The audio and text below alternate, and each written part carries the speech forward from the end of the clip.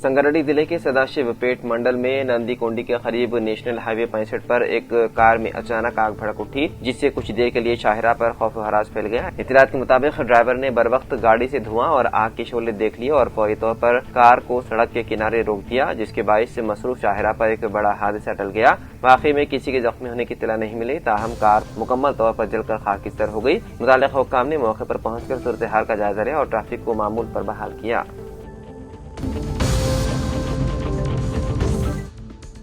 रियासत तेलंगाना के नलगुंडा जिले के विमुलापल्ली मंडल के आमंगल में वाक़े श्री पार्वती राम लिंगेश्वर स्वामी के कल्याण उत्सव में एक अफसोसनाक वाक़या पेश आया। चारशंबे की अरल सुबह जब भक्त आग के गड्ढे यानी कि अग्नि कुंडम को पार कर रहे थे तो वह एक दूसरे को धक्का देने लगे। इस दौरान कई भक्त आग में गिर पड़े। वहां मौजूद पुलिस एहलकार फौरन चौकस हो गए और आग में गिरने वालों को बाहर निकाल। इस वाक़े में तकरीबन 10 से ज्यादा अफराद जख्मी हुए। पुलिस ने जख्मियों को सरकारी अस्पताल मुंतकिल कर दिया।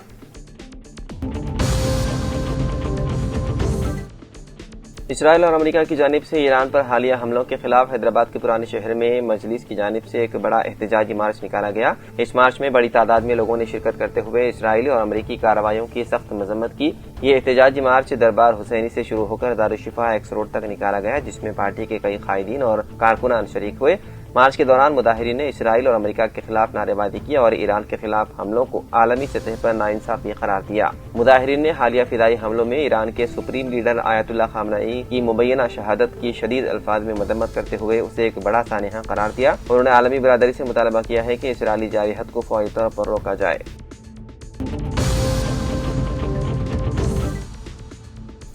शहर हैदराबाद के इलाके बाचूपल्ली में मंगल की रात मुहिब आतिशदगी का वाक़या पेश आया। मेन रोड के किनारे कई फर्नीचर की दुकानें आग की नजर हो गई। इस वाक़े में तकरीबन 5 करोड़ रुपए का माली नुकसान हुआ है। बाचूपल्ली मियापुर मरकजी शाहरा पर वाक़े KGR कन्वेंशन सेंटर से साईनगर रोड के मोड़ तक तकरीबन 25 फर्नीचर की दुकानें मौजूद हैं। हर दुकान में लाखों रुपए मालियत की लकड़ी और दीगर सामान जखीरा किया जाता है। मंगल की रात तकरीबन 10:45 पर बिजली के शॉर्ट सर्किट के बाइस से एक दुकान से आग भड़क उठी। चंद ही मिनटों में आग ने साथ में मौजूद मजीद 18 दुकानों को अपनी लपेट में ले लिया। बाज ताजिर वहीं रहते भी हैं, जिसके बाइस से वहां रखे गए घरेलू गैस सिलेंडर जोरदार धमाकों से फट गए। आग करीबी KGR कन्वेंशन सेंटर के सामने वाले हिस्से तक भी फैल गई। इत्तला मिलने पर फायर ब्रिगेड की गाड़ियां मौके पर पहुंच गई और आग बुझाने में मसरूफ देखी गई। इस वाक़े में किसी किस्म का जानी नुकसान नहीं हुआ। मंगल की शाम तल अबीब पर एक ईरानी मिसाइल गिरने के नतीजे में कम से कम 7 इसराइली जख्मी हो गए। इबरानी दराए ने इस बात की तस्दीक की है कि एक मिसाइल तल अबीब के मशरिकी इलाके बनी बराक में गिरा, जिसके नतीजे में 7 अफराद जख्मी हुए, जबकि गाड़ियों और इमारतों को शदीद नुकसान पहुंचा। वहीं दूसरी जानिब अमरीकी सेंट्रल कमांड ने ईरान के खिलाफ अमरीका और काबिज इसराइल की मुश्तरका फौजी कार्रवाइयों के दौरान हलाक होने वाले अपने फौजियों की तादाद 6 होने की तस्दीक कर दी है, जबकि 18 दीगर फौजी शदीद जख्मी बताए जाते हैं।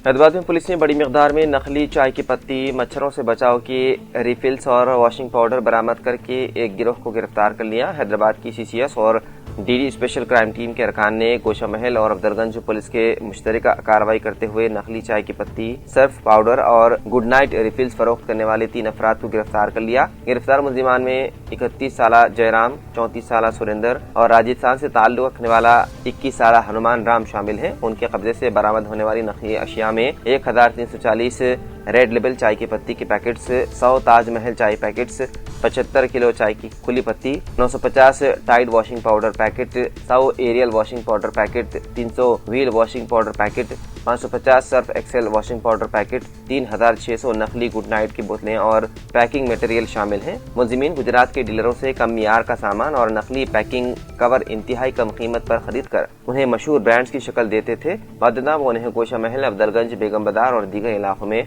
रिटेल व होलसेल ताजिरों को फरोख्त करके आवाम को धोखा दे रहे थे। ये छापे CCS ACP वेंकटेश्वर रेड्डी की निगरानी में स्पेशल क्राइम टीम के CID भिक्षपति की टीम ने अंजाम दी। इसी दौरान गोलकुंडा जोन के DCP चंद्रमोहन की निगरानी में ACP S सुदर्शन की क़ियादत में CIS श्रवण कुमार की टीम ने मुकदमा दर्ज किए। पुलिस के मुताबिक फरार होने वाले मजीद 7 मुलजिमीन की तलाश है जारी।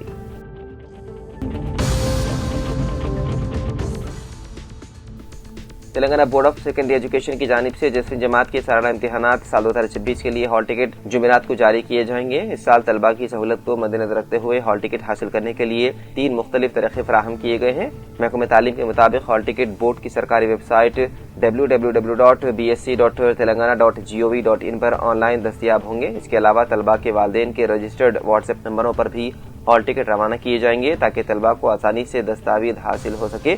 مزید یہ کہ اسی دن پرنٹ شدہ ہال ٹکٹ ریاست بھر کے متعلقہ اسکولوں کو بھی پہنچا دیے جائیں گے جہاں سے طلباء اپنے ادارے کے ذریعے ہال ٹکٹ حاصل کر سکیں گے۔ حکام نے وعدے کیا ہے کہ طلباء آن لائن، واٹس ایپ یا پرنٹ شدہ کسی بھی فارمیٹ کے ہال ٹکٹ کے ساتھ امتحان میں شرکت کر سکتے ہیں۔ اگر کسی طالب علم کو ہال ٹکٹ ڈاؤن لوڈ کرنے میں دشواری پیش آئے تو اپنے اسکول کے پرنسپل سے رابطہ کر کے ہال ٹکٹ حاصل کر سکتے ہیں۔ واضح رہے کہ 10ویں جماعت کے سالانہ امتحانات 14 مارچ سے 16 اپریل تک منعقد ہوں گے، جن میں ریاست بھر سے تقریباً 5,28,248 طلباء شرکت کریں گے۔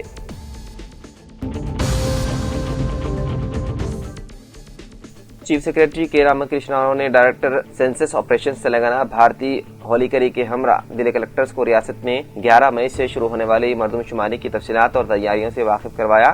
ریاست میں مردم شماری کے پہلے مرحلے کا 11 مئی سے آغاز ہوگا اور ضلع کلکٹرز کو ہدایت دی گئی ہے کہ وہ تمام تر تیاریوں کے ساتھ مردم شماری کے عمل کو مکمل کریں۔ کلکٹر سے خطاب کرتے ہوئے چیف سیکریٹری نے کہا ہے کہ مردم شماری سال 2027 ایک تاریخی پیش رفت ہے جس کے ذریعے ملک میں پہلی مرتبہ ڈیجیٹل مردم شماری کا منصوبہ ہے۔ بنیادی سطح پر ڈیٹا حاصل کرنے اور شفافیت کو برقرار رکھنے کے لیے ایک خصوصی موبائل ایپلیکیشن کا استعمال کیا جائے گا۔ انہوں نے کہا کہ 11 مئی کو ریاست بھر میں ہاؤس لسٹنگ آپریشن یعنی مکانات کی جانچ اور مکینوں کی تفصیلات حاصل کرنے کا عمل کا آغاز ہوگا۔